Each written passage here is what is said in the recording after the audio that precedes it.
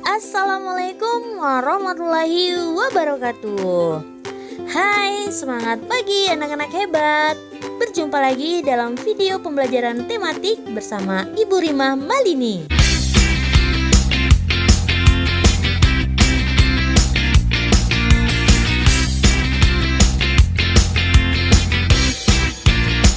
Nah, apa kabarnya anak-anak hebat? Semoga kita semua selalu diberikan kesehatan dan dijauhi dari segala mara bahaya ya. Amin. Nah, Ibu Rima ingin mengingatkan kepada anak-anak sekalian bahwa karena masih dalam masa pandemi ini, marilah kita bersama-sama semua tetap menjaga protokol kesehatan. Apa saja itu? Yaitu sering-sering mencuci tangan dengan sabun dan dibilas dengan air mengalir, memakai masker bila bertemu orang lain, dan menjaga jarak dari 1,5 sampai 2 meter. Nah, anak-anak, kita bersama-sama mencoba untuk memutus tali rantai penyebaran virus COVID-19. Wah, nih anak-anak nih, sebelum belajar Ibu Rima ingin mengajak anak-anak untuk bermain game tebak-tebakan nama hewan dulu nih. Apakah kalian siap? Ibu akan memberikan kalian waktu 20 detik untuk menebak hewannya ya. Mari kita sama-sama hitung mundur yuk. 5, 4, 3, 2, 1, mulai. Siapakah aku? Aku hewan pengerat. Aku memiliki telinga yang panjang. Aku bergerak dengan melompat. Siapakah aku? Ayo anak-anak sekalian, silakan tebak. Ibu Rima memberikan waktu 20 detik dimulai dari sekarang.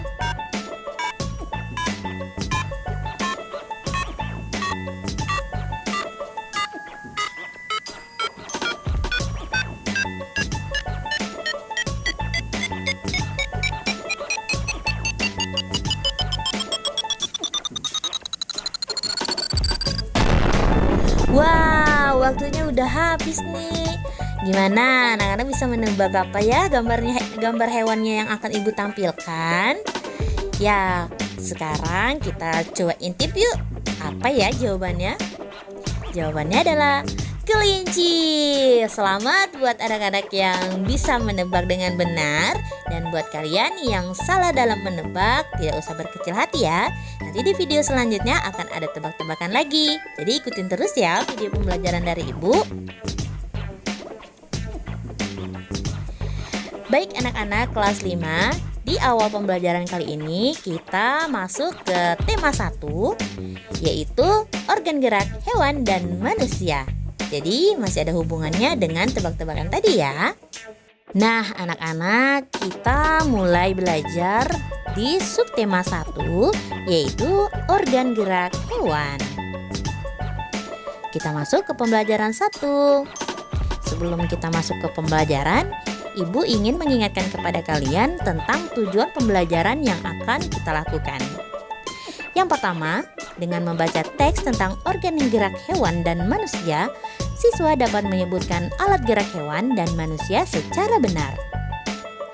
Yang kedua, dengan kegiatan membaca, siswa dapat menentukan ide pokok setiap paragraf dalam bacaan secara tepat. Yang ketiga, dengan menulis, siswa dapat mengembangkan ide pokok menjadi sebuah paragraf secara runtut.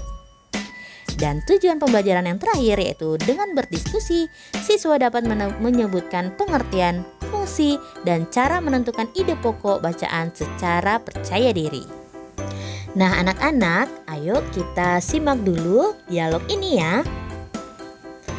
Pak, lucu ya, kelinci-kelinci itu bulunya tebal dan gerak-geriknya lincah. Kenapa kelinci bisa meloncat dan berlari dengan lincah seperti itu ya? Benar, kelinci dapat bergerak lincah karena didukung oleh organ-organ geraknya. Pada dasarnya, organ gerak kelinci serta hewan lainnya hampir sama dengan organ gerak manusia. Nah, tanpa organ gerak, kita tidak bisa melakukan kegiatan apapun. Yuk kita membaca anak-anak. Silahkan buka buku kalian, tema 1, subtema 1, pembelajaran 1, teks organ gerak manusia dan hewan. Ikutin Ibu Rima membaca ya. Salah satu ciri dari makhluk hidup adalah bergerak. Secara umum, gerak dapat diartikan berpindah tempat atau perubahan posisi sebagian atau seluruh bagian dari tubuh. Makhluk hidup akan bergerak apabila ada rangsangan yang mengenai sebagian atau seluruh bagian tubuhnya. Gerak pada manusia dan hewan menggunakan organ gerak yang tersusun dalam sistem gerak. Organ gerak berguna untuk berjalan, berlari, melompat, meloncat, memegang, menggali, memanjat, berenang, dan sebagainya. Organ gerak pada hewan dan manusia memiliki kesamaan. Alat-alat gerak yang digunakan pada manusia dan hewan ada dua macam, yaitu alat gerak pasif berupa tulang dan alat gerak aktif berupa otot. Kedua alat gerak ini akan bekerja sama dalam melakukan pergerakan. Kerjasama antara kedua alat gerak tersebut membentuk suatu sistem yang disebut sistem gerak.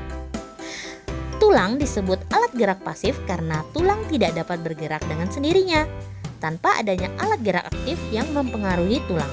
Maka tulang-tulang pada manusia dan hewan akan diam dan tidak dapat membentuk alat pergerakan yang sesungguhnya. Walaupun merupakan alat gerak pasif, akan tetapi tulang mempunyai peranan yang besar dalam sistem gerak manusia dan hewan. Otot disebut alat gerak aktif karena otot memiliki suatu senyawa kimia yang membuatnya dapat bergerak. Pada saat otot yang menempel pada tulang bergerak, otot tersebut akan membuat tulang bergerak. Nah, anak-anak sekalian, sudah menyimakkan apa yang Ibu bacakan? Sebelum Ibu Rima memberikan tugas kepada kalian, kita simak dulu ide pokok paragraf. Ide pokok paragraf adalah inti atau pokok permasalahan yang terdapat pada sebuah paragraf.